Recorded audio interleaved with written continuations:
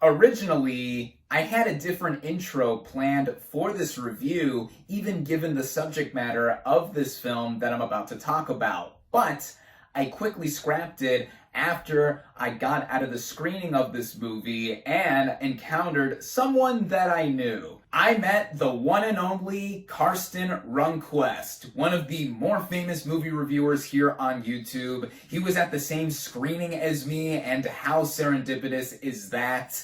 I talked a bit about the film with him, even a little bit about the movie he saw before this, Men, and I even met his girlfriend, who graciously took a pic of both of us in front of this poster for The Northman, which is his favorite movie of the year so far, same as me. This was so awesome, definitely made my night, and he even reposted the picture that I posted on Instagram. And if you're watching this, Karsten, thank you once again. What is up, everybody? RandomRandomMan here. I hope everyone out there is continuing to stay safe and be well during this unpredictable time, as I am here bringing you my review for Pleasure. Based on the 2013 short film of the same name, the plot of this drama basically follows a young woman played by Sofia Kappel who moves from her small Swedish town to Los Angeles to become an adult film star.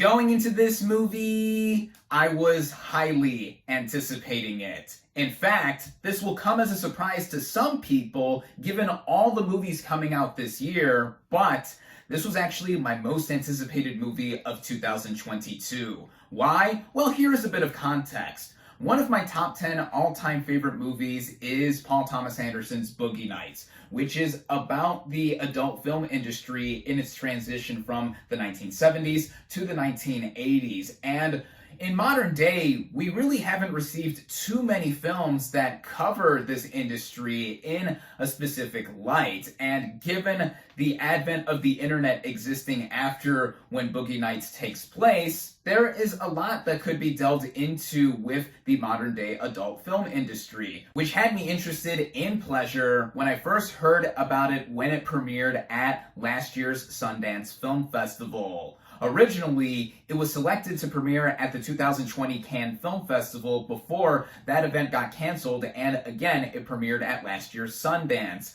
I heard so much talk about this movie for how provocative it is, how graphic it is, and what kind of perspective it put us into when watching this industry get highlighted. And it was picked up for distribution to be released in both a theatrical cut and an unrated cut. But then it was announced that it was going to end up being released in its original uncensored form for US audiences, and it had me more curious to see how far this movie would go and if it was weaving itself in a narrative that had everything going for it. So luckily for me, I was able to head out and see this thing last night in theaters where it is only currently available. And specifically for me, this theater, the Music Box Theater, was the only theater in my general area, the Chicagoland area, where it was playing. Starting out with the cast and their performances, we have Sofia Kappel as Bella Cherry, the stage name her character goes by, with her real name being Linnea.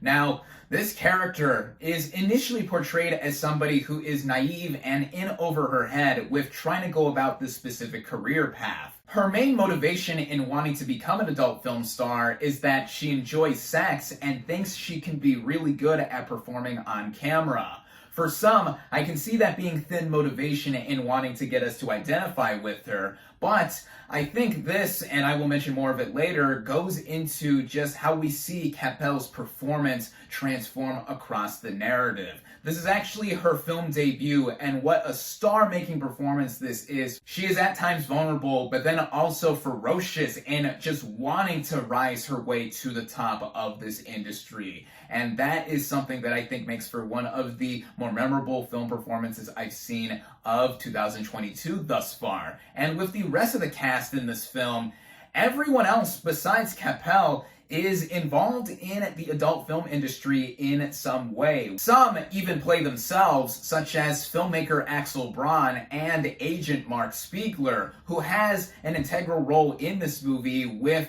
his performers being dubbed as Spiegler girls, and Capel's Bella Cherry is striving to become one of those, as they are considered to be the A-listers of the adult film industry. The one performance I do want to give a specific shout out to, though, is the one from Ravika Ann Russell as Joy, one of Bella's roommates, who at first comes off as a bit of a bitch, but slowly warms up to her and even helps her gain confidence with trying to succeed in this industry. Russo gives both a funny and tempered turn here, and even earned a nomination for Best Supporting Actress at the Independent Spirit Awards for her performance in Pleasure, one of the film's 2 nominations it received, the other being for Best Director, before this movie even got officially released here in the US a week ago. This movie has received a bunch of awards and nominations internationally, including the Swedish equivalent of an Oscar, which Capel won Best Actress for in her own native country, which I thought was totally deserved, just going off of the strength of her performance on her own. But in speaking of this movie getting a nomination for Best Director at the Independent Spirit Awards, getting into the writing, and by extension its directing, this film was written and directed by Nisha Tyberg, who makes her feature film debut here and takes her 2013 short film of the same name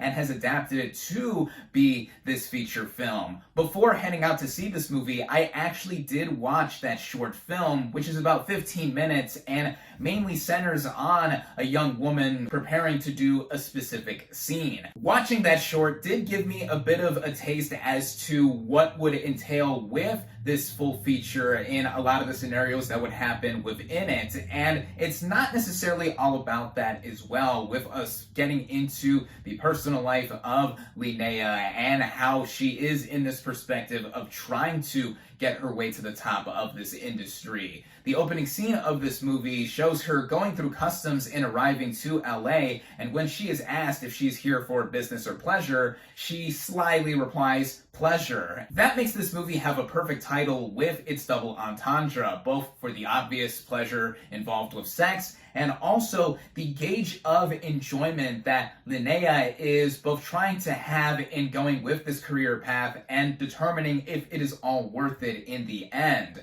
Now, I mentioned earlier that the little motivation that we get from her involved with wanting to become an adult film star is present, and I can see those not seeing a lot to try to sympathize with in just that being there. But what I interpreted from that is how, for a lot of people, I would assume in this industry, it's something that they think they would be good at, and some of them just end up being in this industry. Like Linnea gets paid $900 for her first scene that she performs in, and then later on discovers the aforementioned moniker of being a Spiegler girl, and she suddenly decides that, yeah, she's going to have this focused path to want to become somebody at the top. And in many ways, this movie reminds me of 2014's Whiplash. Of course, a completely different movie, but with our main character, Andrew, wanting to be one of the greats in the world of jazz with his drumming skills. There's a lot that he goes through, which Linnea similarly goes through in having to book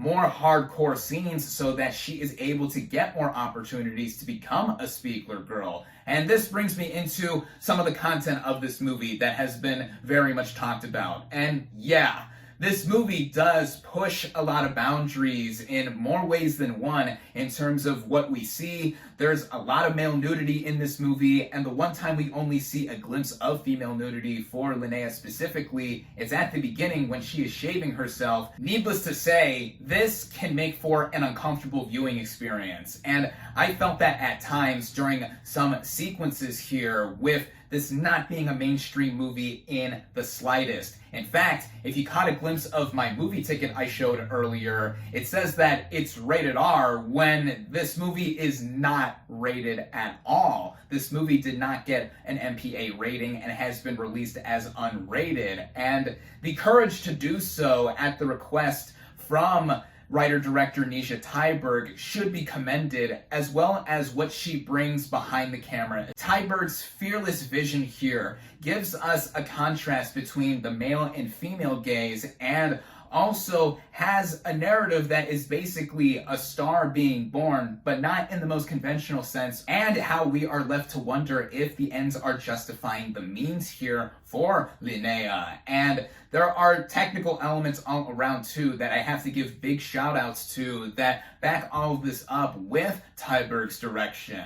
The way the movie is shot, it is shot pristinely in a lot of ways to give us a clear view of the scenes that do play out, and also how LA is portrayed on this side of things. And with how the movie is cut together and edited too, we do get a lot of the graphic nature of this movie. But I think it is done in an intrusive enough way that is also complemented by the original score by Carl Fried, which includes operatic voices during some moments, and with some more party sequences, we hear some more mainstream sounding music that has synth sounds and bumping basses. All of that, to me, made for an immersion factor that was A1, and clocking in at about an hour and 45 minutes. I did not think this movie overstayed its welcome. Just the way we scenes play out in just enough of an extent to where we are feeling the effect of how it is going for Linnea in participating in these moments. And again, this is not going to be an easy watch for a lot of people. I mean, seeing this kind of movie in a theater can be seen as awkward anyway.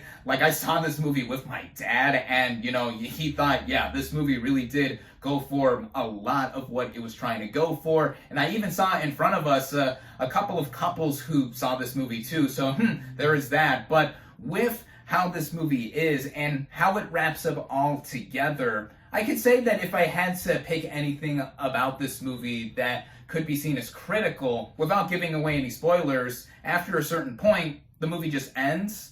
And it ends in a way where it is both ambiguous, and it is up to us to interpret whether the whole journey was worth it for our main character here. And that kind of ending, I think, for some people could just be a big roadblock, or just a screeching to a halt kind of moment to where, we just viewed all of that for maybe nothing, and that is just how it ends. But in thinking about this movie more and more, after seeing it last night and waking up this morning to compile my thoughts together that are already scrambled before making this review, I gotta say that I really enjoyed this movie upon my first reactions, and thinking about it more, I think that this film really does highly succeed in what it is going for, in it being provocative, and it being something that portrays this industry in a way that is from a specific perspective. It's not like we are getting a full dissection or dissertation on the adult film industry, which I think is also something that I could see people taking issue with in just wanting to see a film like this really go for it. When it goes for it already in many aspects, it also takes the material so seriously, and it's not without its moments of levity across it.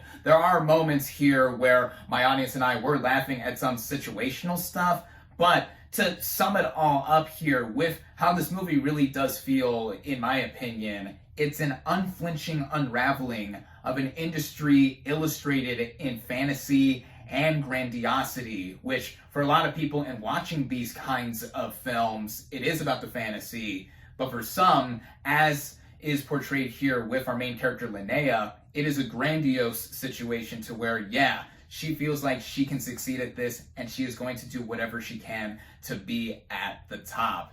And I think that this makes for, so far, one of my favorite movies of 2022. I highly recommend it. My final verdict for pleasure is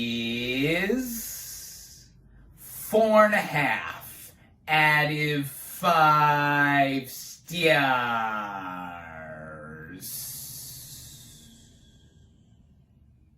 Thank you all, as always, for watching. Be sure to like this video, comment on what you thought of pleasure, social media links in the description, subscribe to my channel for more, and I'll catch you on the next movie review.